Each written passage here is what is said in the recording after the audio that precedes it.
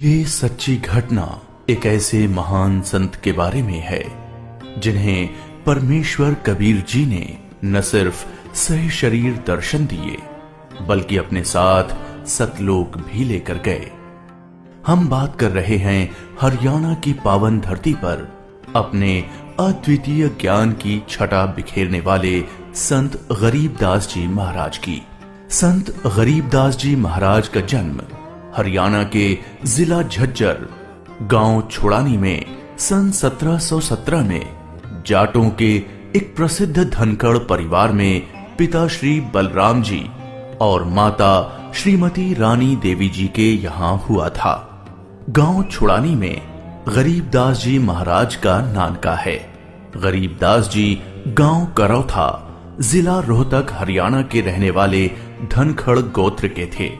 इनके पिता श्री बलिराम जी का विवाह गांव छोड़ानी में शिवलाल सिहाग की बेटी रानी देवी से हुआ था।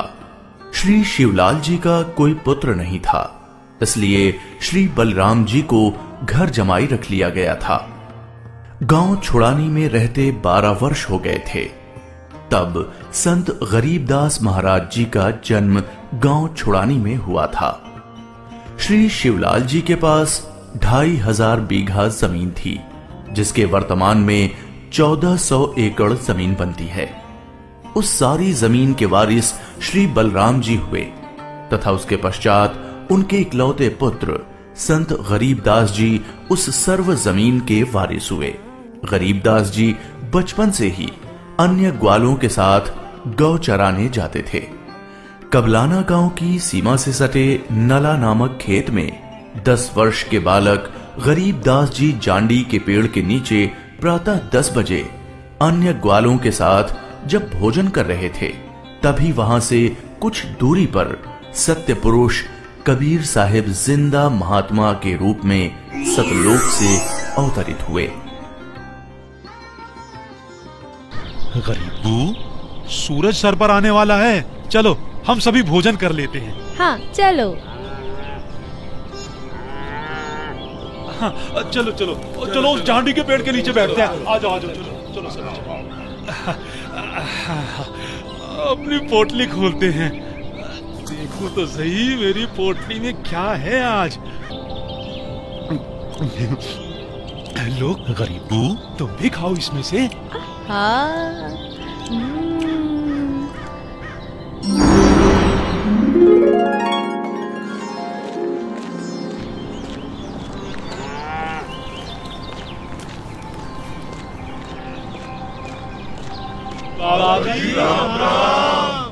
राम राम। बाबा जी आओ, रोटी खाओ। नहीं, मैं अपने गांव से ही भोजन करके आया हूँ। कौन सा गांव है आपका? मेरा गांव सतलोक है। रोटी नहीं खाओगे तो दूध तो पीना ही पड़ेगा। हम साधु संतों को और अपने अतिथि को बिना कुछ खाए पिए जाने नहीं देते। हाँ हाँ बाबा जी, दूध पीना तो आपको स्वीकार करना ही पड़ेगा। ठीक है, मैं आपका आतिथ्य स्वीकार करूंगा, पीऊंगा दूध, लेकिन वो दूध कुंवारी गाय का होना चाहिए। कुंवारी गाय? कुंवारी गाय? ये कैसे हो सकता है? दूध कैसे दे सकती है? बाबा जी, आप दूध पीना नहीं चाहते, इसलिए आप मजाक कर रहे हो। ऐसी बात नहीं है, मैं कुंवारी गाय का दूध पीता हूँ, इसलिए अगर आप मुझे कुंवारी गाय का दूध पिला सकें तो मैं आपका दूध स्वीकार कर लूंगा।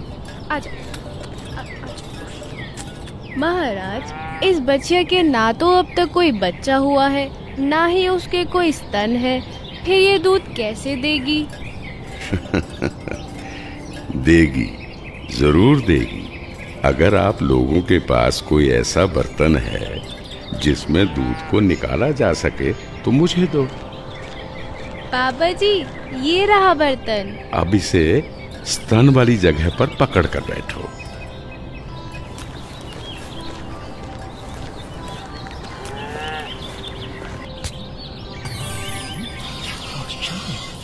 और आश्चर्य, ऐसा कैसे हो सकता है? कुंवारी गाय दूध दे रही है। ये लो महाराज जी, ये तो आप ही का चमत्कार है। कृपा करके आप दूध पी लो।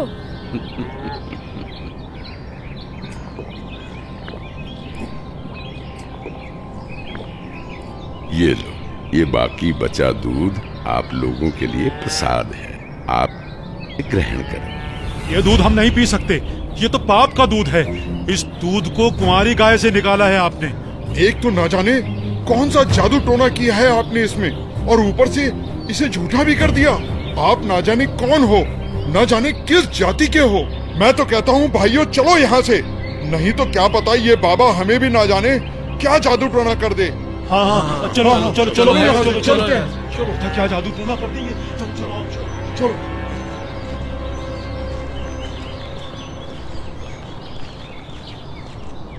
लाओ भगवान, ये प्रसाद मुझे दे दो, फिर ना जाने कब आपका बनाया हुआ प्रसाद नसीब हो।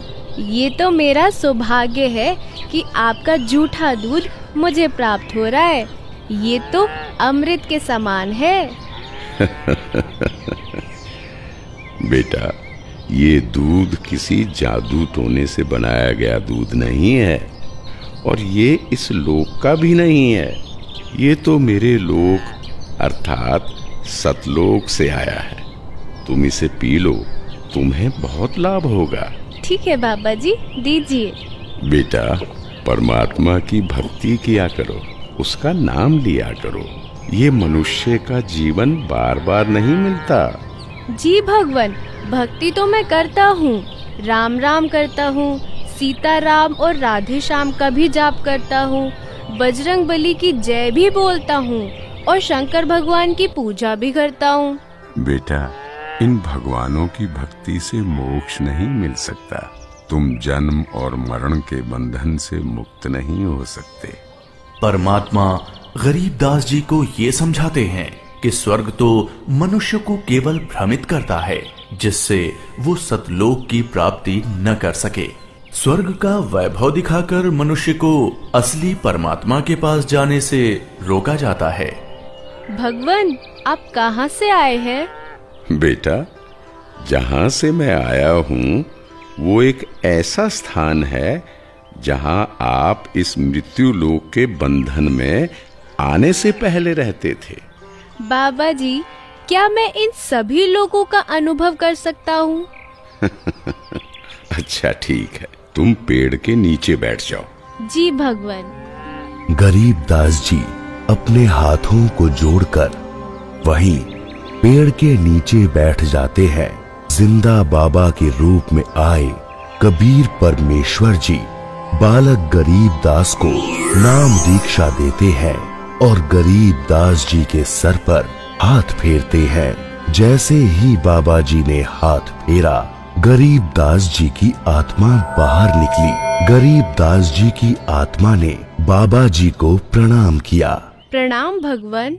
चलो गरीबदास। परमात्मा गरीबदास जी को गणेश का लोक, ब्रह्मा का लोक, शिवलोक, विष्णु लोक, ब्रह्मलोक, धर्मराय का लोक, सभी जगह ले जाते हैं। फिर परमात्मा गरीबदास जी को 12वें द्वार के पार असली सतलोक में ले जाते हैं। इधर गरीबदास का शरीर उस पेड़ के नीचे बिना आत्मा के है। वो उसी मुद्रा में बैठे हुए हैं जैसे उसे छोड़ कर गए थे। अरे गरीबू, उठ ले भाई, आजा, अपनी गायों को संभाल ले, तेरी बारी का समय हो गया है। अरे भगत जी, खड़ा हो ले। अरे अरे, इसे क्या हुआ? अरे गरीबू, क्या हुआ तुझे? उठ क्यों नहीं रहा? अरे सुनो, अरे सुनो, इधर आओ, सभी इधर आओ। देखो गरीबू को कुछ हो गया है। हे भगवान, ये क्या हो गया? हे भगवान, ये क्या हो गया? गरीबू, भागाओ भागाओ, गरीबू मर गया, मर गया। हे भगवान, ये क्या हो गया? वहीं दूसरी ओर गरीबदास जी महाराज की मृत्यु की खबर जैसे ही छुड़ानी गांव में पहुंचती है, तो गरीबदास महाराज के माता पिता अपने इकलौते पुत्र को देखने के लिए खेतों की ओर दौड़ते हैं और अपने इकलौते पुत्र के शव को देखकर रानी मां व्याकुल हो उठती हैं। जब सारा गांव गरीबदास जी महाराज की आकस्मिक मृत्यु से व्याकुल था, तो इस बात से बेखबर गरीबदास जी पूर्ण ब्रह्म कबीर साहिब जी के साथ सतलोक के विहंगम नजारे देख रहे थे।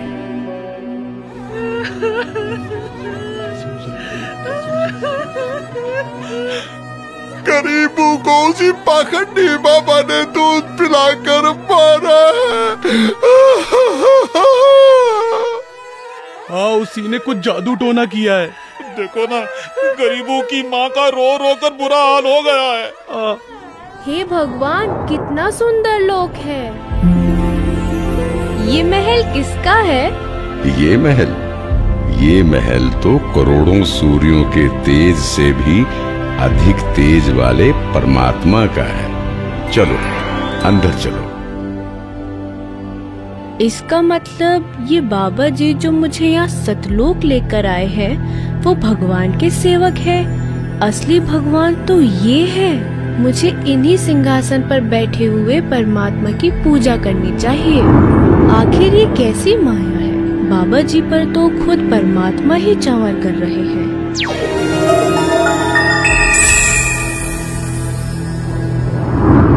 बेटा गरीबदास, जिस मृत्यु लोक में तुम रह रहे हो, वो एक यातना देने की जगह है। वो तुम्हारे लिए एक कारागार है। वहाँ कोई भी जीव सुखी नहीं है। चाहो तो नीचे मृत्यु लोक की तरफ देख लो।